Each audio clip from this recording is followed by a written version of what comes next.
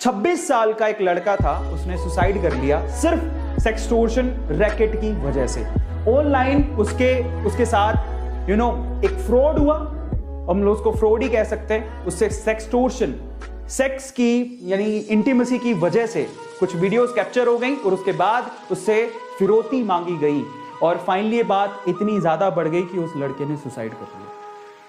अब इस वजह से मैं राजी हुआ, इस वजह से मुझे लगा कि आज मुझे इसके बारे में बात करनी चाहिए। और वो लड़का बेंगलोर का था और वो लड़का जिसका नाम अविनाश था, वो आईएएस की तैयारी कर रहा था।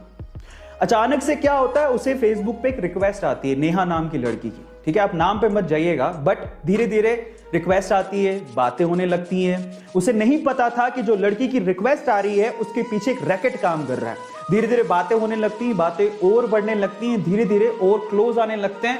एक वक्त ऐसा आता है कि बेंगलोर की नहीं थी, समझ रहे हो, वो कभी मिले नहीं एक दूसरे से, कभी नहीं मिले।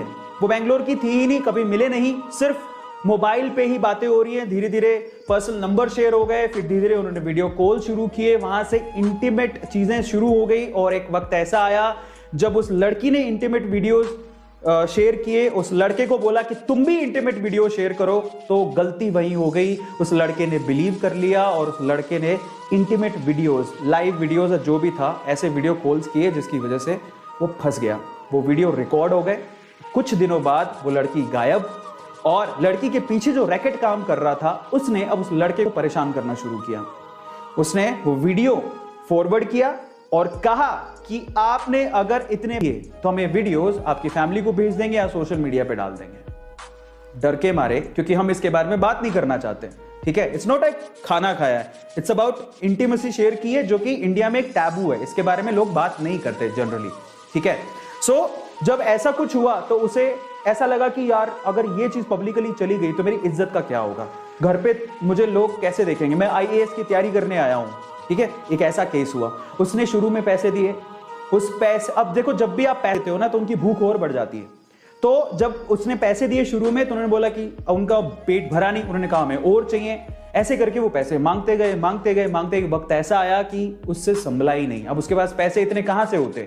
फाइनली उस लड़के ने ये सोचा कि शायद मैं अपनी जिंदगी खत्म कर लूं, तभी ये जो झंझट है वो खत्म होगा।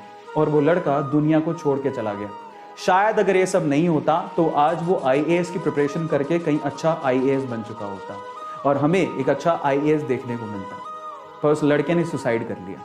बात यहीं तक खत्म नहीं हुई, बात इतनी बुरी, मतलब मैं कहता हूं कि शायद कभी कभार ऐसा लगता है कि इंसानियत पूरी तरह से खत्म ही हो चुकी है। कि फैमिली जिसने अपना 26 साल का मान लड़का खो दिया, वो लड़की फिर से उसकी बहन को कांटेक्ट करती है, पता कर लेती है कि उसकी बहन को कांटेक्ट करती है और उसको बोलती है कि मैं अविनाश को देखे बहुत दिन हो गए, मैं अविनाश की, मतलब बताया कि अविनाश की गर्लफ्रेंड, मुझे उसे देखे बहुत दिन हो गए, ऐसा करके।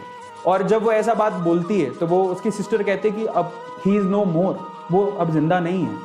अब देखिए उसके बाद क्या होता है, वही रैकेट वापस से अविनाश की बहन को कॉल करते हैं और उसे कहते हैं कि ऐसा ऐसा है, उसकी वीडियोस हमारे पास है, हमें पैसे चाहिए, नहीं तो वीडियोस हम पब्लिक कर देंगे। अब उसकी बहन थोड़ी समझदार थी, उसने पुलिस को ये केस रेफर किया कि ऐसा ऐसा कुछ हो रहा है मेरे भाई के साथ और मुझे लगता है कि उस सेक्सटोर्शन की वजह से उसकी गई है। फाइनली पुलिस ने पूछताछ की, समझ में आया कि वो लड़की एक्चुअली बेंगलोर की थी ही नहीं, वो एक रैकेट चलता था कहीं राजस्थान में दूर और वहां पे कुछ लोग थे जो उसको बराबर से ब्लैकमेल